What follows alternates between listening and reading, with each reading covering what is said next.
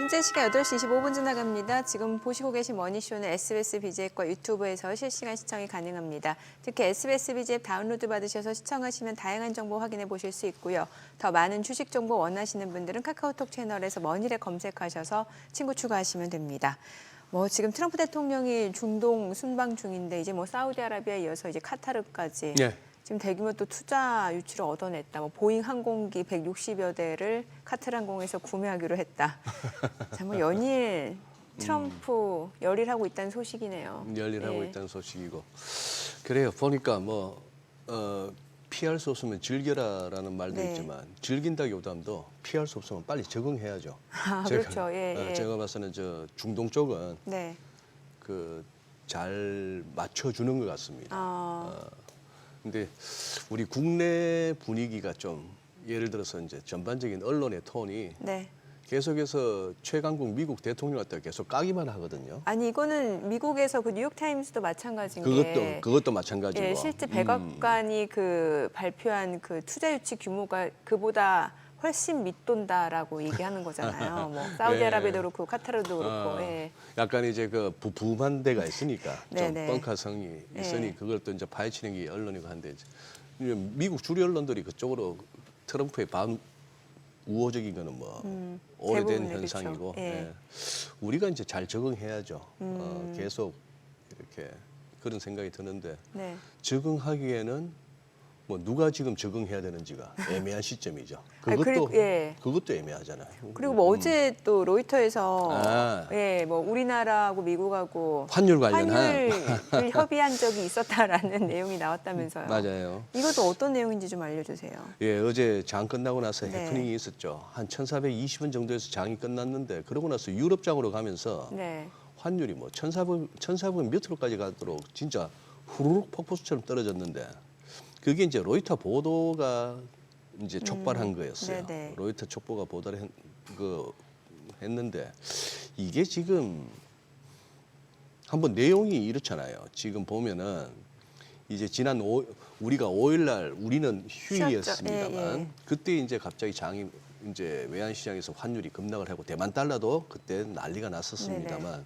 그때 이제 이태리 밀라노에서 ADB 아시아개발은행 연례 총회가 있었는데 거기에 참석한 우리가 보자 누구였더라? 그렇죠. 지금 이제 보도 내용이 그렇습니다. 우리나라 기재부 기획재정부 최지영 국제경제관리관 이 차관보급이에요. 네네. 차관보급이고 상대 쪽은 이제 미국 재무부의 로버트 케프로스 아시아 담당 부차관보 그래서 달러원 시장을 논의하기 위해서 만났다고 한국 정부 관료를 인용해서 로이터가 보도했고 더 재밌는 거는 블룸버그가 후속 보도가 나왔어요. 네. 환율은 지금 무역 협상 관련해서 이렇게 미국이 상대국들한테 이렇게 막 제시하는 주요 어젠다가 아니라는 거예요. 그리고 환율 관련해서 얘기할 수 있는 사람은 트럼프 행정부 내에서 베선트 장관밖에 없다. 그런 얘기는 나옵니다. 그러면서 환율이 또 이렇게 다시 1,400원 위로 올라오기도 하고 달러 인덱스까지도 영향을 줄 만큼 했는데 좀 그렇잖아요. 그냥 ADB 연례총회 가서 막간에 이제 잠시 이제 두 분이 만났다 하는 건데 이걸 가지고 이제 차관보급 그리고 아시아 담당 부차관보 제가 봐서는 제 해석은 그렇습니다. 그 두 분이 뭔가 양국의 환율을 가지고 의미 있는 어떤 합의를 이끌어낸다는 거는 조금 오바인 것 같아요. 그렇죠. 근데 이미 트럼프가 사실 SNS를 통해서도 비관세적 부정행위에 대해서 첫 번째로 꼽은 게 환율이다 보니까 예. 이거는 누구 입을 통해서 얘기했는지 그것도 중요하겠습니다만 어떻게 보면 예. 로이터 대 영국에서 출발한 로이터 대 미국의 블룸버그의 약간의 그것도 있고 네. 또 하나 의심해 볼 수 있는 거는 이런 식으로 한번 에드벌룬을 띄워서 간을 보는 거죠. 시장의 반응이. 한번 US 코리아 FX 톡스 그렇게 외환 관련한 회담 이런 식으로 검색해 보시면 네. 외신도 지금 이걸 갖고 조금 말들이 많습니다. 이게 네. 결국은 트럼프 행정부와 현 미국이 결국은 달러 약세를 원한다는 것으로 봐야 되는가 하는 이런 고민은 살짝 던진 것 같아요. 트럼프는 달러 약세를 원하잖아요. 천천히 가는 달러 약세. 그러면서도 모두가 달러를 함부로 대하지 않는. 그러니까 기축통화 지위는 유지하면서. 그렇죠. 예, 그런데 그렇죠. 지난 우리가 4월 2일 날 관세 부과하고 나서부터 네. 한 며칠 동안 보여줬던 것처럼 달러도 집어던져, 미국 주식 집어던져, 미국 국채 아무도 안 사 집어던져 하는 그런 그런 식의 식으로 달러 오면서 약세, 나오는 그건 아니고. 달러 약세는 예, 아니고. 공포스럽죠. 예, 예. 그래요. 자, 일단 간밤에 여러 가지 이슈들 좀 체크해 보면서 또 기업들 이슈 굉장히 많습니다. 오늘 함께 해 주실 분 소개하겠습니다. 블루닷 AI 연구센터 강정수 센터장님 함께합니다. 어서 오세요. 어서 오세요, 박사님. 네, 안녕하세요. 뭐 AI는 죽지 않네요. 지금 이 관세로 휘청휘청했던 시장 여기다가 엄청난 에너지를 불어넣은 것도 결국은 AI입니다. 맞습니다. 그런 느낌이 들고. 네네. 우선은 바이든 행정부와 트럼프 행정부의 AI 정책이 달라진다는 것을 이번에 첫 신호탄이 중동에서 나왔다고 보고 있고요. 네.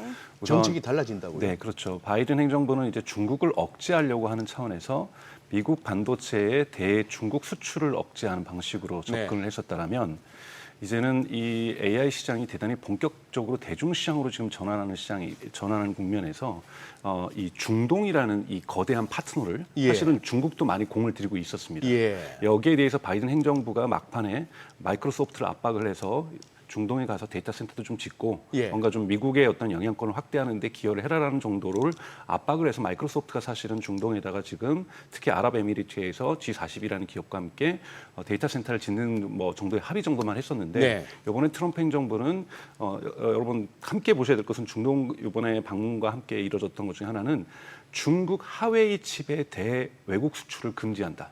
네, 즉 맞아요. 하웨이 예. 수출을 수입하는 나라는 가만두지 않겠다라는 예. 선언을 한 거거든요. 그래요. 그러니까 이미 중국이 어느 정도 성장한 것을 인정하는데 더 성장하지 못하도록 중국의 AI 시장을 중국에만 묶어놓겠다라는 정책을 하웨이의 어떠한 칩의 해외 수출을 금지한다는 조항과 함께 그 대신 중동은 막대한 돈을 가지고 있고 그리고 더 이상 오일 경제가 지속되지 못한다는 걸 중동 스스로 느끼고 있기 때문에 네. 여기에서 새로운 산업, AI 산업이라든지 또는 국방과 관련해서도 지금 전투기 파는 것도 중요하고 앞으로도 전투기 팔겠지만 지금 이스라엘과 우크라이나 전쟁에서 보여줬던 것처럼 AI 전쟁이 대단히 중요해지고 있고 네. 드론 방어도 중요해지고 있고 특히 이란이 드론 전쟁에 강력한 힘을 갖고 있기 때문에 여기에 AI와 관련된 것은 중동의 경제를 부흥시키는 것뿐만이 아니라 중동의 안보에도 중요하다 보니 미국산 AI 시스템을 갖추자. 그러기 위해서 미국의 데이터 센터를 구축하고 여기에 엔비디아 칩이라든지 AMD 칩을 확실하게 심어 놓겠다. 즉 여기에는 하웨이 칩이 못 들어오는 지역이라는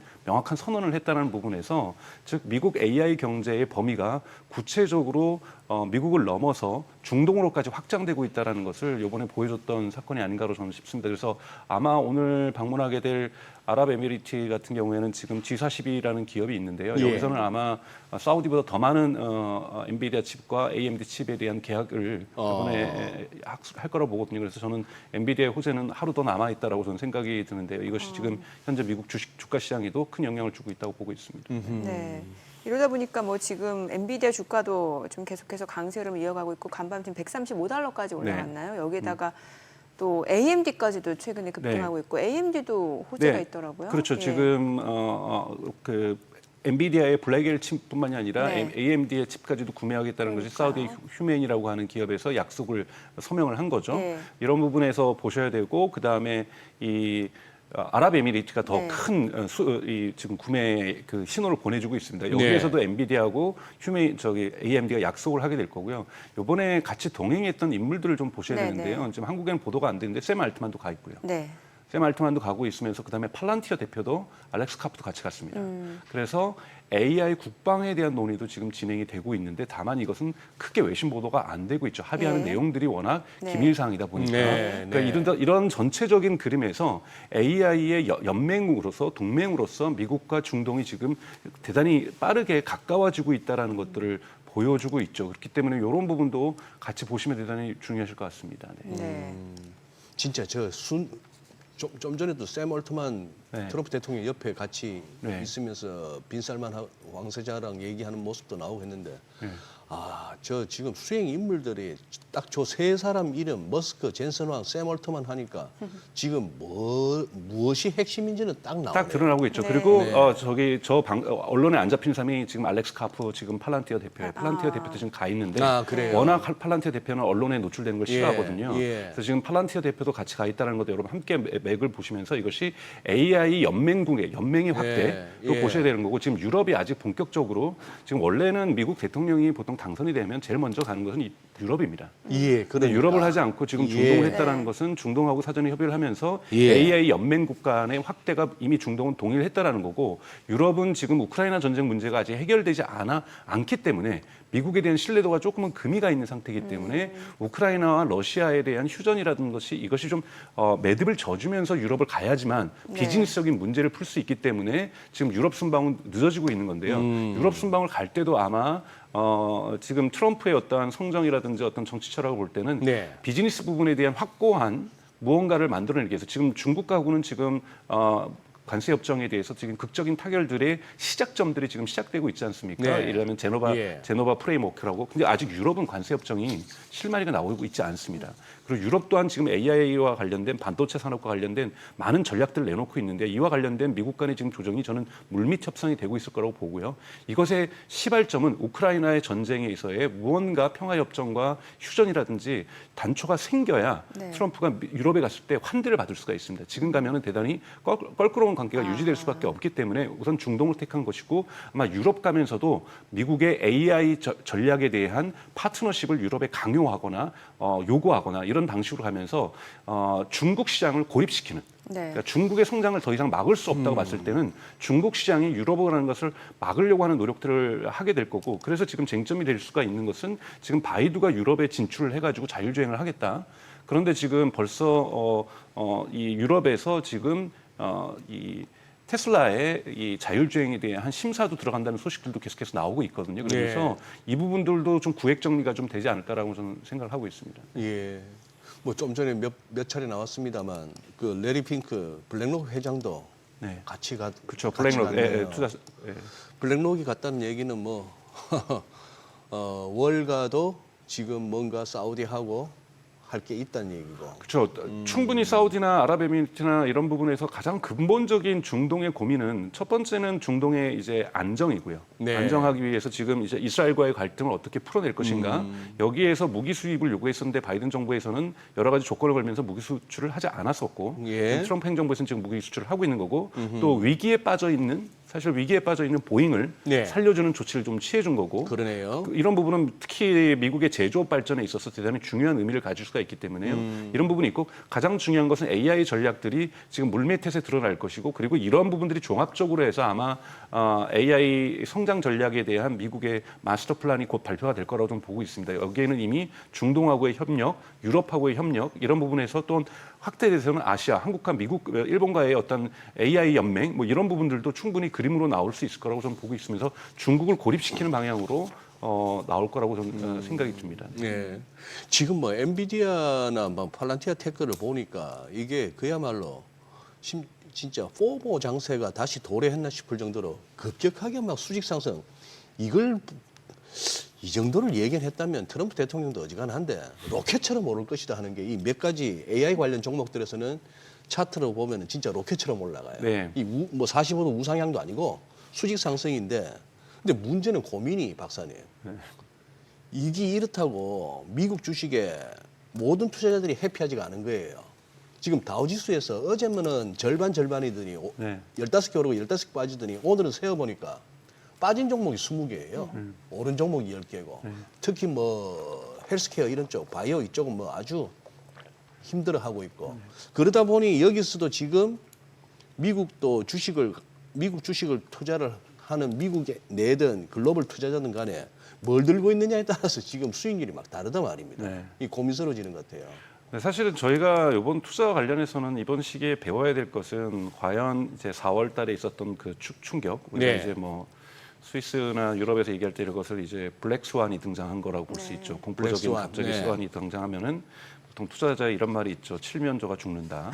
그러니까 1000일 동안 살아왔던 칠면조가 잘 살았었는데 갑자기 그 다음날 잡혀먹는 땡스기빙 데이가 돼서 이래서 블랙스완이 뜨면 칠면조가 죽는다고 얘기를 하고요.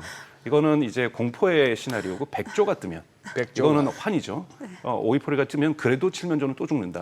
뭐 이런 그러니까 여기에서 또 이제 그때 팔아가지고 팔아서 이런 부분들이 있거든요. 그래서 그러니까 투자자들이 칠면조는 이래저래 죽어요. 그렇죠. 그래서 투자자들이 배우셔야 될 것들은 어떤 우리가 두려움 속에서도 투자의 전략들을 지켜오셨던 분들은 사실 테슬라가 $200 초반으로까지 때려왔을 때 여기에 공포로 또 매도하신 분들도 많거든요. 이런 분들은 지금 그때를 매우 후회하실 거고 네. 그 두려움 속에서도 우리가 교훈을 배워야 되고요. 이 환희 속에서도 우리가 교훈을 배워야 되는 것은 어떻게 반순환적으로 투자할 것인가. 반순환적. 그 사이클이 시장에서 내려갈 때 네. 사실은 구매하고 아. 매수하고 그리고 이럴 때 매도하는 네네. 이러한 전략들을 사실 인간의 심리가 사실은 저는 주식시장은 심리전이라고 저는 맞아요, 생각이 맞아요. 들어요. 그러다 보면 맞습니다. 예. 이런 것들을 지켜내기가 정말 어렵거든요. 네. 예. 뭐 테슬라 다 무너지는 것 같고 이거는 뭐 판매 수치도 내려가는 것 같고 뭐 이러한 부분에서 엄청나게 많은 분들이 또 매도도 하셨을 거고 또 현명한 분들은 매수도 하셨을 거고 저는 가장 현명한 분은 아무것도 따지면서 하지 않으면서 견뎌내셨던 분들 이런 분들도 되게 현명했다고 저는 생각이 들어요. 그래서 지금 사실은 이러한 변동성과 불확실성이 대단히 지배적인 시장에서는 투자의 원칙과 이것을 가져나가는 부분들이 제일 중요하다고 생각이 들고요. 두려움 속에서 배우는 거고요. 또 하나는 요즘 포모라고 아까 말씀하셨던 것도 네. 있지만 티나라는 말도 있습니다. There is no alternative. 즉 유동성이 이렇게 풍부한 시장에서는 반드시 주식시장은 다시 살아날 수밖에 없다라고 저는 생각이 들어요. 왜냐하면 그 돈을 쓸 때가 금하고 비트코인하고 주식시장 세 군데 외에는 지금 없거든요. 뭐 채권이 조금 있긴 합니다만, 그러니까 즉 이 알터너티브 내에서 순환되는 것이지 그렇다고 해서 여러분들이 갖고 있는 보통 큰 자산가들이 투자자들이 이걸 가지고 다시 어디다가 투자할 때가 있는 것이 아니거든요. 그렇기 때문에 투자의 시기는 기회는 반드시 돌아온다. 그러면은 그때 어떻게 준비할 것인가를 지금 생각하시는 것이 필요하죠. 뭐 조금 이따 말씀드리겠지만 테슬라 저는 대단히 지금 현재 좋은 상태고 더 상승할 거지만. 또 하나의 우려스러운 부분들도 존재하거든요. 네. 그런 부분 그때가 다시 왔을 때 어떠한 투자 전략을 세울 것인가 대단히 중요하다고 저는 생각이 들고요. 그래서 여러분들이 정말 작년하고 다르게 올해처럼 변동성이 심할 때 어떻게 반순환적으로 투자할 것인가. 지금 벌써 피어하고 앵사이어티 지금 이거 보면 탐욕으로 돌아선 상태잖아요. 예. 지난주까지만 해도 공포였거든요. 네. 이런 상황에서 이러한 변동성이 이렇게 일주일 만에 왔다 갔다 하는 상황 속에서 여러분들이 환희도 환희지만 정말 이럴 때 내가 미국 주식에서는 무엇을 배워야 될지를 좀 잡아나가시는 노력들이 대단히 필요하시다고 저는 생각이 듭니다. 네. 어찌됐건 지금 시장 자체 분위기가 반전되는데 결정적인 이슈는 이제 미중 간의 스위스 제네바에 있었던 그 네, 무역 맞습니다. 관세 정책 협의였잖아요. 네네. 그런데 또 오후에 나온 소식은 중국에서 지금 보니까 그 펜타닐 관세 네. 본인들한테 매긴 20% 펜타닐 관세는 이거는 미국 책임이지 우리 책임이 아니다라는 식의 반격 조치 여전히 유효하다 이런 입장을 밝혔어요. 그거는 원래부터 있었죠. 그러니까 예. 이 펜타닐이 중요한 것이 아니라 이 펜타닐의 전구체라고 하는 전구체라는 것이 존재하는데 여러분. 전구체. 이 전구체라는 것이 존재하는데 이 전구체는 산업용이라든지 연구용에 많이 쓰이는 물질입니다. 실제로 펜타닐이 만들어지기 위해서는 이 마약 성분에 이 전구체가 결합되면서 펜타닐이 되는 거거든요. 예. 그래서 사실은 미국이 중국을 비판하는 것은 마약을 만든다고 비판하는 게 아니에요. 네. 마약의 이 펜타닐을 만드는 핵심 소재를 사실은 이것은 산업용과 학술용으로도 반드시 필요할 거기 때문에 중국이 생산하는데 이것이 멕시코에 많이 수출이 된다는 거예요.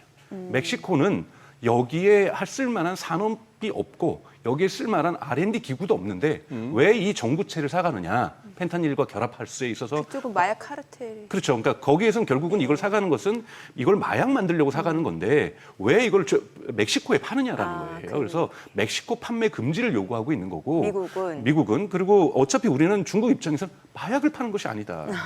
하나의 우리는 화학약품을 파는 건데 네. 이 화학약품은 산업용과 학술용으로 반드시 필요합니다. 반드시 필요한 건데 멕시코가 그거를 연구와 산업에 쓰겠다고 사가는 거를 우리는 당연하게 파는 거고, 근데 이것이 그쪽에서 뒤에서 백도어로 또 나가가지고 마약 카르텔로 들어가서 펜타닐 만드는 쓰이는 걸 우리가 어떻게 하냐? 마약이나 잘 단속해라. 이것이 이제 중국의 논리인데 사실은 이거는 어느 정도 서로가 합의를 해야죠. 그러니까 중국에서 만드는 것은 마약하고 아무 관계가 없지만 마약을 만드는데 결정적인 원자재가 되고 있다라면 네. 여기에서 어느 정도는 협정은 좀 필요하기 때문에 서로 책임 공방을 지금 나가고 있고, 또 중요한 거는 중국도 요즘 펜타놀 때문에 젊은 세대들이 많이 소비를 하면서 사회 문제가 되고 있습니다. 그렇기 때문에 펜타놀과 관련해서는 이렇게 책임 공방을 하고 있는 것이지만 결국은 어느 정도의 제재도 중국은 해야 되는 상황에 있다라고 저는 보고 있습니다. 네. 저는 의지의 문제인데 의지적으로 막겠다고 막으면 막을 수 있는 문제인데 그 박사님 말씀 맞다나 뭐 우리는 뭐 마약 만들려고 준 게 아니고 그런 식으로 말을 하면 말은 되지만 네. 상식적으로 우리가 알지 않습니까? 네. 그게 왜 그쪽으로 갈지 뻔하야 아는데 네. 그런 식으로 해명을 하고 자기들은 발을 뺀다. 네. 근데 가장 중요한 것은 이번에 이제 미국하고 중국이 이제 이 관세 협상을 이렇게 시작하게 된 것에 대해서 많은 폴리마켓에서 지난 일요일까지만 해도 관세 협상이 된다는 그 투자한 사람이 베팅한 사람이 60%였거든요. 그 전주에는 20%밖에 안 됐고요. 네. 그러니까 즉 100% 확신을 못했던 거죠. 네네. 대단히 속도가 빨랐다는 건데요. 그래서 이거를 제네바 프레임워크라고 보통 지금 부르기 시작하고 있는데요. 가장 이제 중요한 것은 미국이 요구하고 있는 것은 중국 자본시장의 개방이잖아요. 네. 이 자본시장이 개방이 되면 투자도 많이 할 수 있을 뿐만이 아니라 중국의 환율 조작을 막을 수가 있기 때문에 이 자본이 쉽게 위안화를 쉽게 사고 팔 수 있는 네. 이러한 구조를 만들어 달라는 거고 네. 여기에 대해서 사실은 90일 동안 중국이 어떤 답변을 내놓는가에 따라서 나머지 문제는 저는 풀릴 수 있는 문제라고 저는 생각이 들어요. 근데 뭐 많은 분들이 지금 분석을 하면서 중국도 어떻게 내수 시장을 키우고 수출 시장을 다변화하고 여러 전략을 할 수 있다지만 그걸 90일 내에 이룰 수 있는 건 아니라고 봅니다. 네. 결국은 중국도 결심을 해야 될 것은 이러한 세계 무역 관계에서 지금 보면은 이 바이든 행정부와 다르게 이 트럼프 행정부는 지금 중국의 시진핑 정권 자체를 위협하지는 않거든요. 예. 중국 경제와 관련돼서 미국 경제를 주고받기 때문에 바이든 행정부에서는 시진핑 정권에도 칼을 들였던 것이고 이거하고 다르기 때문에 문제 지금 핵심은 위안화를 쉽게 미국에서 전자거래로 사고 팔 수 있는 자본시장의 자율성을 미국이 얼만큼 보장받을 수 있느냐. 네. 이것은 즉 환율 조작을 막아버릴 수도 있는 힘도 가질 수가 있게 되는 거잖아요. 그러니까 미국이 쉽게 중국의 자본시장에 개입할 수 있다는 것은. 네, 네. 그러니까 즉 우리나라에서도 지금 자율적으로 지금 미국 자본들이 들어올 수 있는 것처럼 이 위안화를 쉽게 사고 팔 수 있는 이 구도를 얼마만큼 합의하는가에 따라서 저는 이번에 그 제네바에서 시작된 협정이 어떤 성과를 낼지를 기대할 수 있을 거라고 좀 보고 있습니다. 네. 이거 우리 AI 박사님이신 우리 강 박사님은 알고 계시나 모르겠다. 저희 화요일 날 네. 저 하우머니 시간에 용인대 박승찬 교수님하고 한참 얘기를 하니까 이제 시장 개방이라는 부분이 결국 그 금융시장 개방이다 하는 쪽으로는 네. 견해를 주셨고 그쪽으로 이제 많은 전문가 분들의 이제 공감대가 형성된 것 같은데 그때 하시는 말씀이 중국이 민들이 은행에 잠재워 놓은 그 금융시장에서 여러 가지 금융상품 투자 뭐 네. 파생 이런 식으로 막 들어올 수 있는 그 잠재적인 돈이 대충 박사님 얼마 정도로 생각하십니까? 우리 돈으로. 뭐 그걸 제가 그걸 예측하기는 어려울 것 같은데. 그걸 갖다가 알려주시죠. 그 규모를 말씀하시는데 저희 두 사람이 멍 때리고 아무 반응을 안 하니까 그 박순찬 교수님이 좀 빈정상하셨어요. 이거는. 이 수치에 안 놀라 했는데 저랑 눈이 딱 마주쳤는데 네. 오경이 어느 정도 규모인지 몰라서 아무 반응이 없는 거예요. 약간 이런 메시지를 던지셨어요, 저한테. 네. 그 자우지간 그 5경 정도가 된다는 거죠. 네. 예, 우리 돈으로 한 5경 원이라는데 경이 개념이 잡히십니까? 안 잡히죠. 9,999조 다음에 이제 1경인데 네네. 그것도 5경이랍니다. 네. 아니 저는 뭐 트럼프가 사우디아라비아에서 뭐 1조 달러 투자 유치 받아내고 뭐 카타르에서 2,430억 달러 투자 유치 받아냈다고 했는데 그 규모도 사실은 그걸 말씀드리면 예. 원래 6천억 달러 투자기로 했는데 1조로 올려달라고 예, 그랬잖아요. 예, 여러분 6천억 달러가 사우디의 1년 GDP예요. 그렇게 얘기하니까 또 그러니까 그거를 지금 정말 무리한 부탁을 한 거예요. 그래서 사람들이 그렇게- 과연 그래서 근데 뉴욕타임즈가 말을 비판하는 갖다가 것이 그러면 하는 김에 1조까지 올리지 이런 식으로 얘기를 하더라고요. 그렇잖아요. 그러니까 그게 근데 1년 GDP라고요. 그러니까요. 그러면서 뉴욕타임즈가 비판한 게 어. 1년 GDP를 쉽게 투자할 수 있을 것 같냐. 아무리 4년에 걸쳐서 그래서 한다 그래도 사우디가 그 많은 석유를 팔아서 그 많은 돈을 지금 축적을 하고 있는 1년에 벌어들이는 국가가 총 GDP가 6천억 달러를 이거를 이렇게 투자해달라고 이렇게 찌르고 있고 사실은 비판받을 건 있어요. 사실은 트럼프 아들이 방문하기 일주일 전에 이미 사우디를 돌았거든요. 네네. 돌아가지고 6개의 이 리조트라든지 이 호텔 계약을 맺었습니다. 아, 그래서 이제 유럽 언론이라든지 미국 언론들은 이거는 부패다. 어떻게 미리 아들이 가가지고 아버지 순방 가기 전에 한판 쓸고 가냐. 뭐 이런 비판들도 있고 사실은 비판의 여지는 뭐 이거는 미국 정부가 미국에 있는 언론과 정치가 해결해야 될 네네. 문제라고 저는 생각이 들고 네. 이것이 국제 경제에 미칠 수 있는 영향은 저는 거의 없다고 보고 있습니다. 이건 대통령 스스로의 개인의 문제라고 저는 생각이 들고요. 하지만 사우디 같은 경우에서도 왜 그렇게 할 수밖에 없었냐라는 것은 원하는 것들이 있다는 거죠. 자기네들도 오일 경제가 끝나가고 있다는 걸 아는 거고 그건 오래전부터 준비해 갖고 오고 있는 거고 그런데 AI가 이렇게까지 성장할 줄 몰랐고 그다음에 여러분 보셔야 될 것이 이 아랍에미레이트하고 사우디 두 나라가 특히 강하게 했었는데요. 그래서 이 주권 AI라고 해서 소버린 AI를 많이 추진했어요. 네. 그래서 자체 뭔가 AI를 만들겠고 여기에 데이터 센터를 짓겠다. 그랬더니 중국의 도움도 좀 필요하고 사실 한국의 도움도 필요하면서 사실 여기에 낙동강 오리알된 기업이 있죠. 네이버죠. 네이버가 특수팀을 만들어서 네. 아예 중동에다가 소베른 AI 연맹을 만들었었거든요. 근데 아랍에미리트하고 사우디가 최근에 소베른 AI를 포기했습니다. 아하. 이거는 우리가 해서 될 일이 아니다. 이 정도의 반도체와 이 정도의 AI 모델들을 이미 미국이 만들어 온 걸 가져오던 중국이 만든 걸 가져오던 양자택일의 문제다. 이미 양대 국가로 AI의 경쟁은 이미 정리가 된 거기 때문에 두 국가 중에서 하나를 택해야 되는데 사실 중국도 택하고 싶었던 거죠. 중국은 예. 또 오픈소스로 하고 중국도 네. 계속해서 네. 중동에 공을 들이고 있었으니 근데 지금 사우디나 아랍에미레이트는 지금 미국 트럼프 정부 이후에 미국을 선택한 거라고 이번에 볼 수가 있습니다. 네. 그럼 이제 관련된 데이터 센터도 어마어마하게 져야 되는 거고 이것을 작동돼야 되는 거고 이것을 스마트 시티라든지 이런 데도 지금 밀어야 되고 자율주행도 그래서 하겠다라는 거고 그러니까 로보택시도 우리가 미국 다음으로 사우디에서 전면적으로 도입하겠다고 지금 선언을 하니까 테슬라 주가가 올라가는 거고 여기에 뭐 휴머노이드 로봇도 도입을 하겠다. 여기다 드론 방어 시스템. 네. 드론 방어 시스템이라는 것은 이란이 가지고 있는 이 가미가제 드론에 대한 방어 시스템을 만들겠다. 네, 이런 네. 식에서 하나의 국가 안보까지도 해가지고 총체적으로 지금 중동이 미국하고 아예 그냥 호흡을 톱니바퀴를 딱 맞추는 결정을 결정적으로 했다. 그래서 앞으로 국제정세라는 일은 국제정세뿐만 아니라 국제경제에 있어서도 대단히 중요한 이정표라고 마일스톤이 이번에 만들어졌다고 볼 수가 있습니다. 네. 아, 알겠습니다. 자, 지금 시각 8시 52분 향해 갑니다. 오늘 양시장 호가 상황 좀 체크해 보겠습니다. 먼저 코스피 예상 체결지수부터 좀 볼게요. 오늘 코스피가 강보합 출발 예상됩니다. 지금 호가에서 2,643포인트로 집계되고 있고요. 코스닥 예상 체결지수도 이제 보합권 출발 예상됩니다. 740포인트로 집계가 됩니다. 어제 양시장 많이 올랐고요. 오늘 시장은 일단 출발 자체는 보합권 예상되고 있고요. 시가총액 상위 종목 예상가 보겠습니다. 삼성전자 오늘 0.3% 상승 예상되고요. 호가는 57,600원, SK하이닉스 0.7% 오름세가 예상됩니다. 예상가 207,500원이고요. LG에너지솔루션 강보합 출발 예상되고요. 삼성바이오로직스 약보합 예상됩니다. 호가 104,000원이고 현대차도 보합권 예상되고요. 기아도 마찬가지로 오늘 보합권 예상됩니다. 그리고 삼성전자 우선주는 0.7% 오름세 예상되고요. 한화 에어로스페이스가 0.98% 하락 출발 예상되면서 호가는 81만 2천 원. 이 가운데 HD 현대중공업도 0.8% 하락 예상되고요. KB금융도 내림세 예상되면서 호가는 92,500원으로 집계가 됩니다. 코스닥 시가총액 상위 종목 예상가 보겠습니다. 알테오젠 오늘 0.3% 지금 하락 출발 예상됩니다. 지금 호가 33만 4천 원이고요. 에코프로비엠, HLB 모두 하락 예상되고요. 에코프로 46,650원으로 지금 호가 집계되고 있습니다. 이 가운데 레인보우 로보틱스 오늘 1% 상승 출발 예상됩니다. 어제 10% 넘게 급등했었거든요. 최근에 주가 하루 빼고 연일 좀 상승세를 이어오고 있는 상황인데 오늘 호가도 지금 31만 4,500원으로 집계가 됩니다. 휴젤도 오늘 1% 상승 예상됩니다. 지금 호가는 34만 9,500원 그리고 파마리서치 상승 출발 예상되고요. 펩트론 0.5% 하락 예상됩니다. 지금 호가는 18만 4,200원, 클래시스 내림세 예상되고 리가캔바이오는 보합 예상됩니다. 세제 개장까지 한 6분여 가량 남았는데 일단 뭐 국내 증시도 시장 전체적인 지수보다는 개별적으로 종목에 따라서 좀 같아요. PB가 엇갈릴 네. 것 같다는 생각이 드네요. 네. 그러니 예.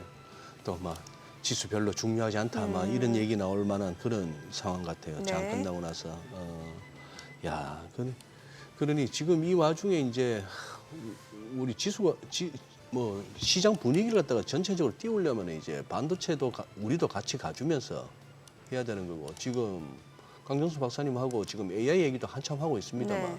우리 쪽도 뭐 AI 관련해서 뭐 얘기할 좀 기업들이 좀 있어야 되는데. 대선이 끝나봐야 될 거라고 생각이 일단은 듭니다. 정치적인. 대선이요? 예. 지금 새 후보 모든 후보들이 다 100조 이상 투자하겠다라고는 얘기를 하고 있지만 네. 구체적인 로드맵들을 지금 밝혀내고 있지 못하고 있고요. 예. 사실은 한국도 엄청난 양의 데이터 센터가 필요하고 네. 한국의 GPU가 필요하죠, 엔비디아에. 그리고 여기에 맞는 전기 부족도 지금 심각한 상태입니다. 근데 지금 그분들 주변에 AI 전문가가 없잖아요, 지금. 알아서 하시겠죠, 다들. 근데 예를 들면 지금 서울대도 문제가 되는 것이 서울대가 GPU를 몇 개 샀는데 서울대에 들어오는 전기로는 그 GPU를 지금 돌릴 수가 없다. 연구에 쓰는 건데도. 그런 식이에요. 예, 그 지금 정도입니까? 그런 식으로 에너지 문제가 대단히 심각한 상황이 있기 때문에 아마 에너지 관련주들이 저는 많이 오를 거라고 보는데요. 지금 에너지 관련주. 앞다투어 이것이 재생에너지건 화석 연료건 예. 지금 에너지 생산이 지금 한국을 AI 국가로 성장시키기 위해서는 에너지 부분에 대한 무언가가 돌파구가 저는 생겨야 된다고 저는 생각이 들고요. 또 하나는 중요한 것은 지금 중동에서도 지금 이렇게 막대한 돈의 GPU를 쓰고 있단 말이에요. 그리고 거기에도 이번에 아마존 대표도 지금 가 있어요. 네. 아마존 대표가 거기 간 건 아마존닷컴에 물건 팔러 간 것이 아니라 AWS라고 하는 데이터 센터 때문에 간 거죠. 지금 마이크로소프트는 이미 데이터 센터를 중동에 짓고 있고요. 네. 아마존도 아마 이번에 계약을 하면서 데이터 센터를 짓게 될 거고요. 그리고 중동은 사우디나 아랍에미리트는 자체 데이터 센터도 질 겁니다. 한국에도 많은 사람들이 얘기를 해요. 그럼 우리는 데이터 센터가 없는데 어떻게 하냐, GPU가 없는데 여기에 대해서 이런 후보들도 전략을 내놔야 될 거라고 저는 생각이 들고요. 네. 분명히 아마존이나 마이크로소프트나 구글 클라우드도 쓰는 것도 의미가 있어요. 하지만 자체 GPU도 분명히 있어야 됩니다. 그러기 위해서 일본 같은 경우에는 재무부 장관이 젠스랑을 만나러 약속도 없이 미국으로 2번이나 가가지고 네. 본사 앞에서 그냥 서 있으면서 깃발 들고 서 있으면서 나 좀 만나주세요. 그래서 만났거든요. 이고철을 해서 그래서 만나가지고 이고철이야. 삼고철이 아닌데 이고철에 성공을 한 겁니다. 네. 그래서 젠스랑도 그렇잖아요. 그 일국에 그래도 재무부 장관이 와서 그렇죠. 예. 근데 약속도 없이 와. 근데 네. 첫 번째는 안 만나는데 두 번째는 만나서 계약을 하게 됩니다. 앞으로 만나는 것에 우선권을 일본에 주겠다.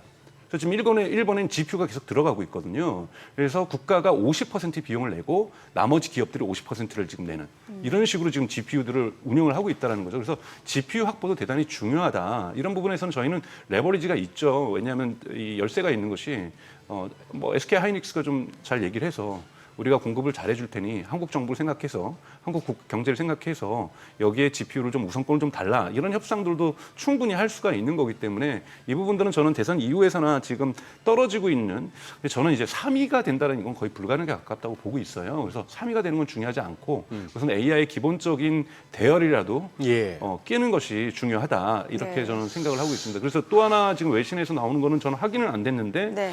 한국에서도 일본과 한국에서도 테슬라의 자율주행이 검토되고 있다는 이야기들이 지금 외신에 그래요? 나오고 있거든요. 네. 그래서 이러한 부분은 저는 또 구글도 지금 요구를 하고 있잖아요. 구글도 구글 지도가 한국에서 작동될 것을 다시 지금 요구를 하고 있는 거고요. 예. 이건 뭐냐면 구글도 여기에 웨이모가 들어올 수도 있는 거고 뭔가 이런 부분에서 대승적으로 너무 안보 문제를 따져가지고 구글 지도를 못 들어오게 하고 테슬라가 지금 작동 못하게 하는 것도 이것도 안보 문제가 있는 거거든요.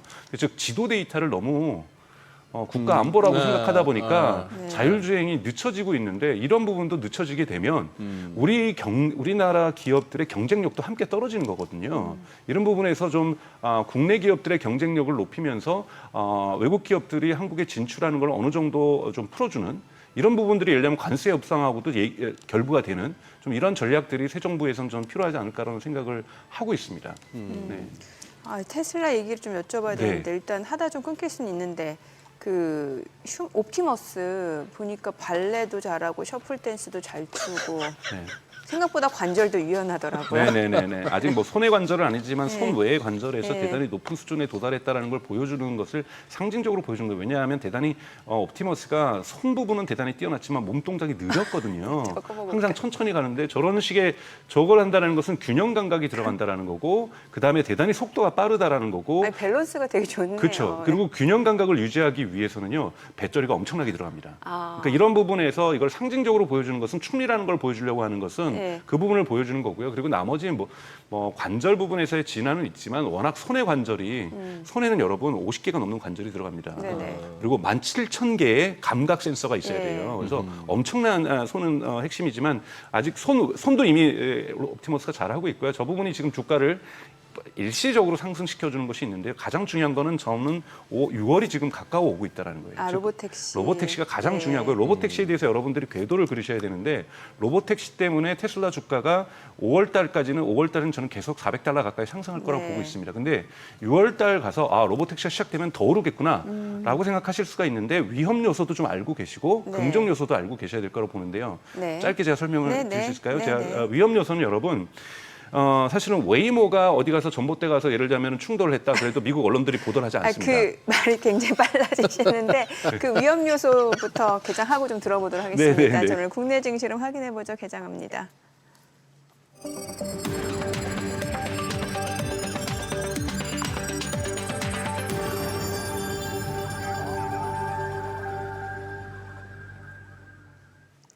네, 5월 15일 목요일 국내 증시 개장했습니다. 간밤 뉴욕 증시 혼조로 마감이 됐습니다. 이제 다우 쪽에서는 좀 하락한 종목이 많았던 것 같고 일부 기술주들은 여전히 강세 흐름을 이어갔습니다.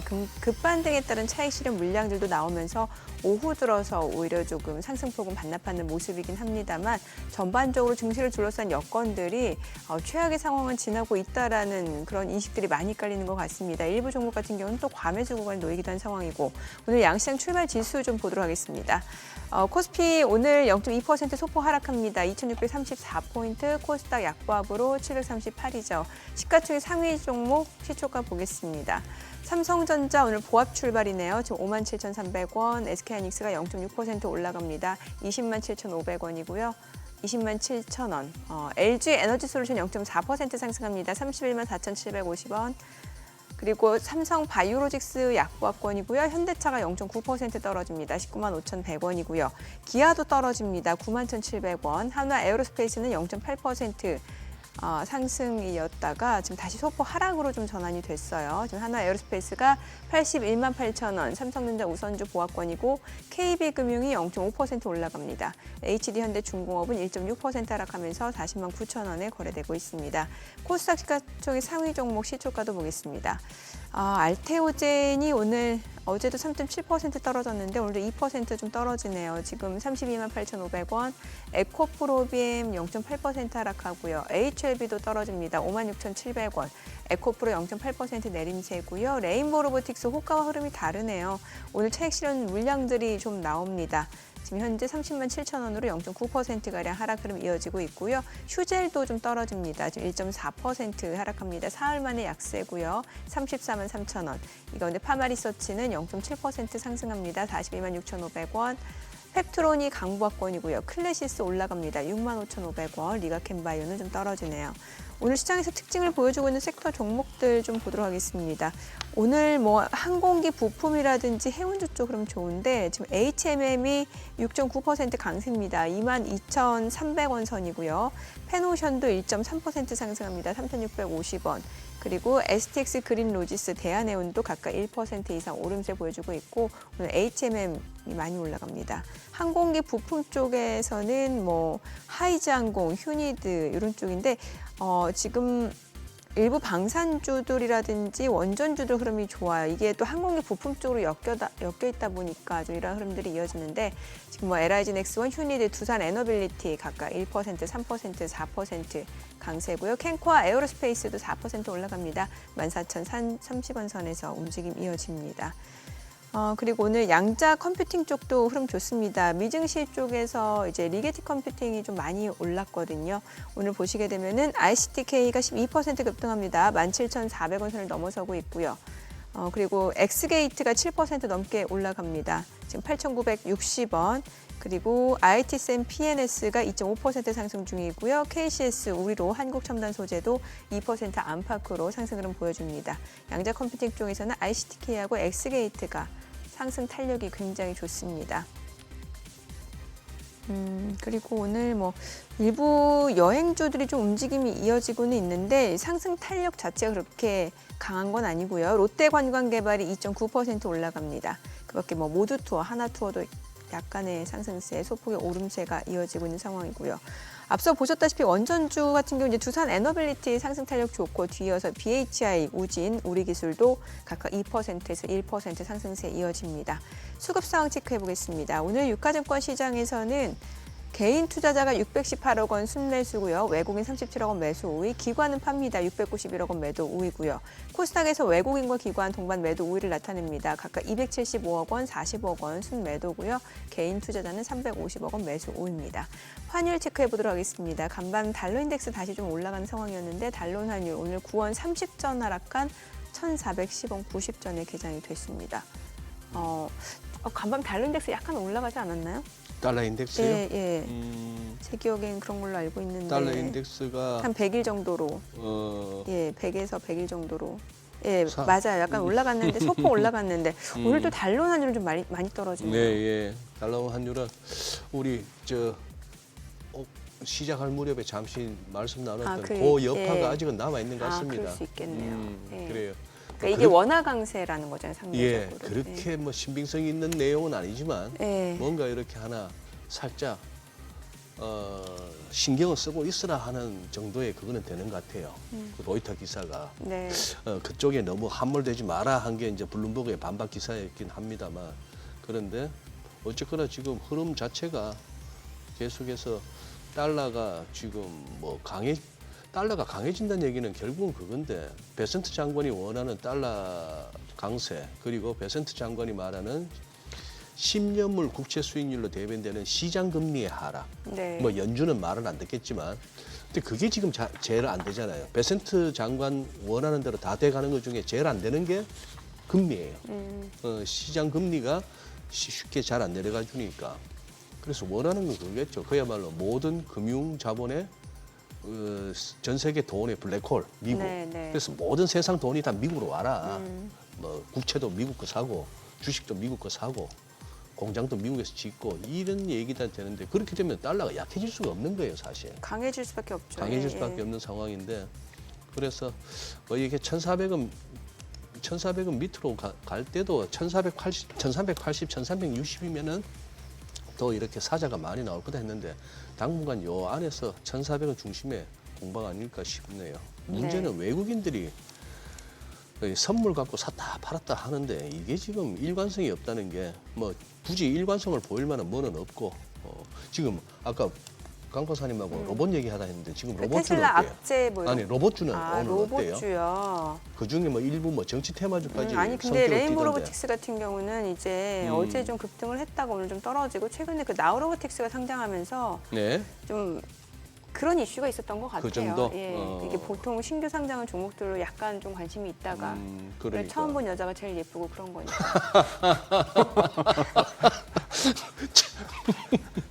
강 목사님 아주 공감하시는 그래서 것 왜 이렇게 찐으로 웃으세요?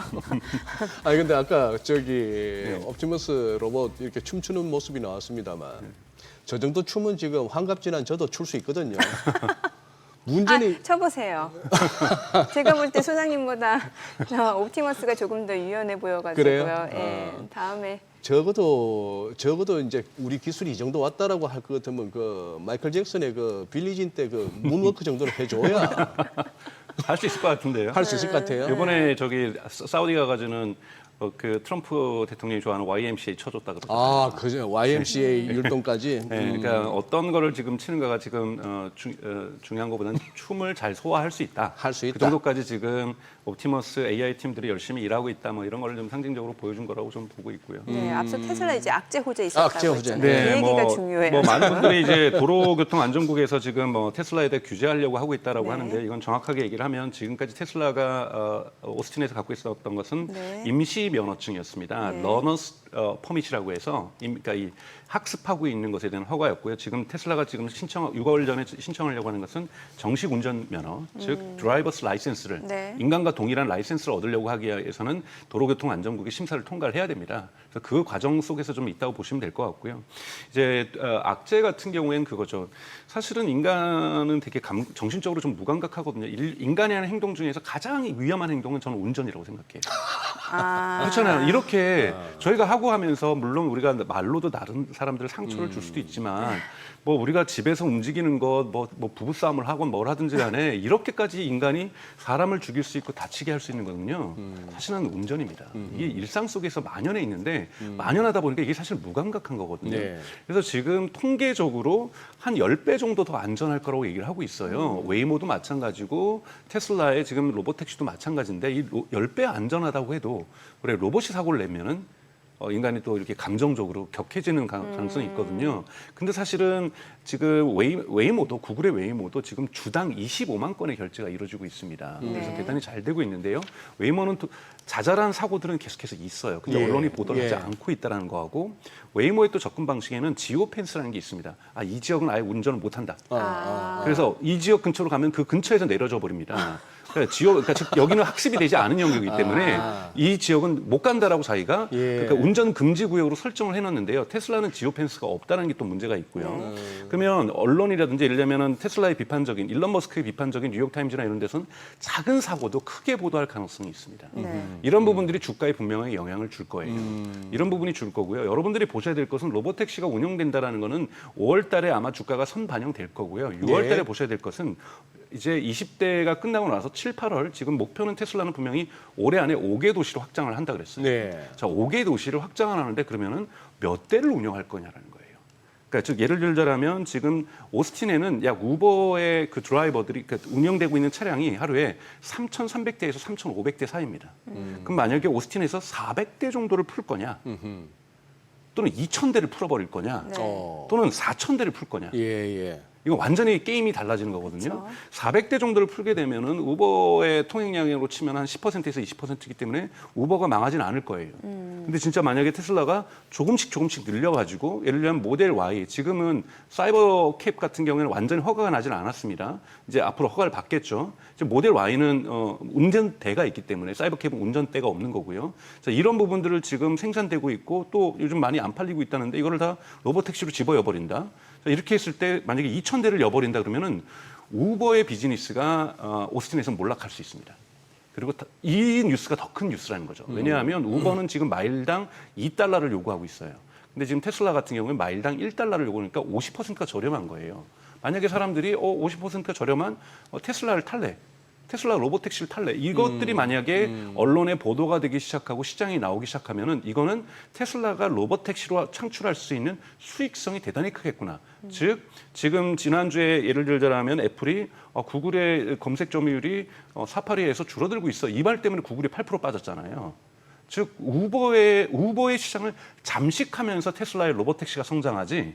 우버 따로 가고 사이좋게 가면서 로봇택시가 가지 않을 거라는 거죠. 예. 그러면 우버의 주가와 테슬라의 주가는 반비례할 수밖에 없는 거거든요. 그렇죠. 그래서 이 반비례가 어느 폭으로 되냐라는 것은 우버가 거둬들였던 지금까지의 수익성 또는 우버가 가지고 있었던 기업의 가치 평가를 네. 고스란히 테슬라로 이동시킨다는 겁니다.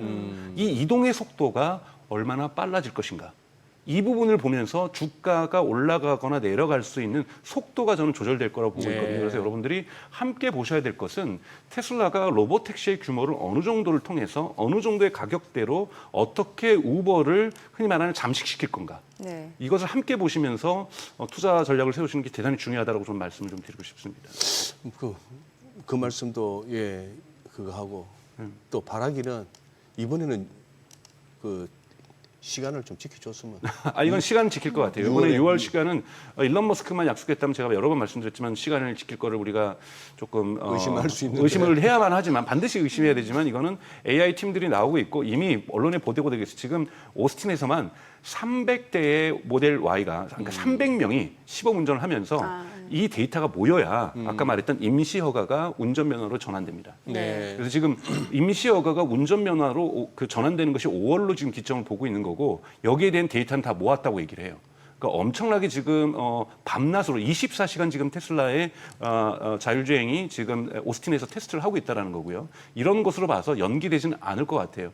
오히려 이제 연기가 됐던 것들은 흔히 말하는 사이버캡이라든지 세마이 트럭이 연말 올해 12월이나 내년 1월부터 대량 생산에 들어가는데 여기에 들어가는 부품 중에서 중국 부품이 있어서 이것이 관세 때문에 못 들어와서 이것이 생산이 지연될 것 같다. 또는 휴머노이드 옵티머스가 5,000대를 올해 생산하려고 했는데요. 여기에는 또 들어가는 것이 휘토리 히토리오가 들어갑니다. 네네. 옵티머스에는 반드시 히토리오가 들어가거든요. 이 히토리오 수입이 중국에서 금지시키는 바람에 옵티머스 생산에 차질이 있을 수 있다라고 분명하게 네. 테슬라의 CFO가 얘기를 했었는데 요번에 그 중국하고 미국과 중국이 관세 협상하면서 히토리오 금지를 풀었거든요. 네. 그럼 히토리오가 도입된다라고 한다면 의외로 물론 90일의 여력 있는 동안 테슬라가 많이 구매를 한다라면 그 이후의 결과와 무관하게 5,000대 생산은 무난하게 이루어질 수 있을 것 같아서 테슬라가 원래 계획하고 있었던 것이 미중 협상이 좀 관계가 풀리면서 테슬라에겐 대단히 우호적인 결과들이 지금 만들어질 수 있다고 볼 수가 있습니다. 네.